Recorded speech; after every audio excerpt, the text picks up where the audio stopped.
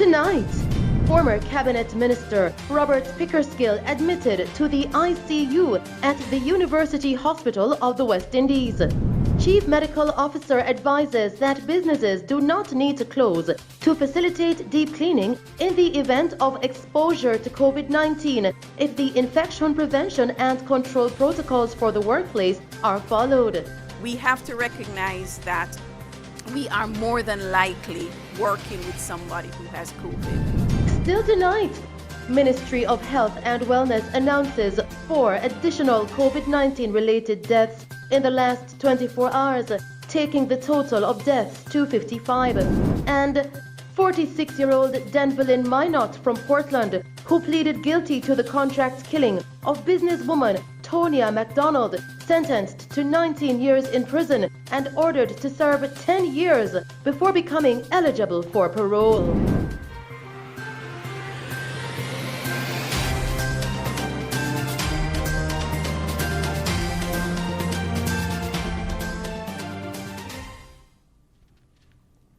Good evening.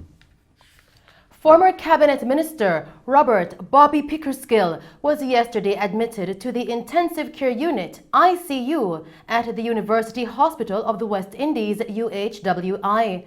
Mr. Pickersgill, 77, was the chairman of the People's National Party (PNP) for 25 years before stepping down in 2017. He also served in the PNP administration led by the Honourable Portia Simpson-Miller as Minister of Water, Land, Environment and Climate Change between 2011 and 2016. We will bring you more on this story in subsequent newscasts. Still making news tonight, 46-year-old Denvelyn Minot, the man from Portland who pleaded guilty to the contract killing of businesswoman Tonya MacDonald when he appeared before the Home Circuit Court on Monday, was yesterday sentenced to 19 years in prison and ordered to serve 10 years before becoming eligible for parole. It was heard in court that Minot's confession was contained in a caution statement he made to detectives assigned to the Major Investigation Division MID 2 weeks after the mutilated and burnt body of the 32-year-old businesswoman was discovered with multiple stab wounds and her throat slashed in her motor vehicle at Sherwood Forest in Portland on July 20. In the caution statement, it was revealed by Minot, who is a fisherman by profession, that he was given a contract for $3 million by the victim's husband to carry out the murder, which he in turn gave to a man known to him as the Youth, and that this individual was the one who carried out the gruesome act. The trial continued today with a 65-year-old Everton Beachy Stout MacDonald, husband of the slain businesswoman, and another co-accused, Asher Barnes, also answering to the murder charges. In other news tonight, the Ministry of Health and Wellness has announced 4 additional COVID-19 related deaths in the last 24 hours, taking the total of COVID-19 related deaths to 55. The deceased are an 8-year-old man from Kingston and St. Andrew, an 83-year-old woman from St. Mary, and an 81-year-old woman from Kingston and St. Andrew, as well as a 67-year-old woman from Clarendon. The ministry has also recorded 197 newly confirmed COVID-19 cases in the last 24 hours, taking the total of positive cases to 4,571. Of the newly confirmed cases, 107 are women and 88 are men, ranging in age from 2.5 months to 86 years. Meanwhile, recoveries increased by 39, taking the total of recovered persons to 1,264. 23 moderately ill patients and 9 critically ill patients are among the 3,169 active cases now under observation in Jamaica.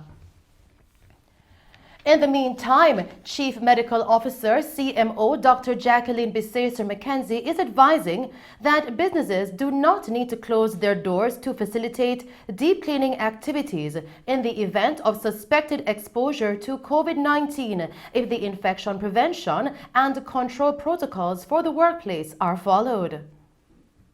We have persons that are positive that are across the country, within our communities, within our workplace, we have to recognize that we are more than likely working with somebody who has COVID. There is a high possibility that there's somebody with COVID in this room, but we're maintaining physical distancing and we're wearing our mask. That's the reality. We have to recognize that. The important thing that I also want persons to recognize is that the virus lives inside a person. It requires being in a living human being in order to survive. And so therefore, the extent of it staying alive on surfaces for long periods that are going into days. You know, I mean, I see people close down over the weekend and come on Monday and deep clean. I mean, 48 hours have passed, you know, it's very unlikely that any virus is going to be surviving, you know, and if you're doing your regular routine cleaning, it is sufficient to kill the virus. So, you know, those are just some points I just want to make. Minister of Health and Wellness Dr. Christopher Tufton urged that the control of the virus will require personal responsibility.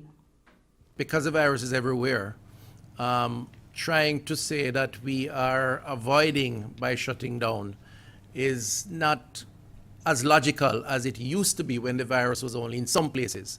And I know it's difficult because we have been accustomed to saying to the populace, do this, do that. Now we're saying, change the approach.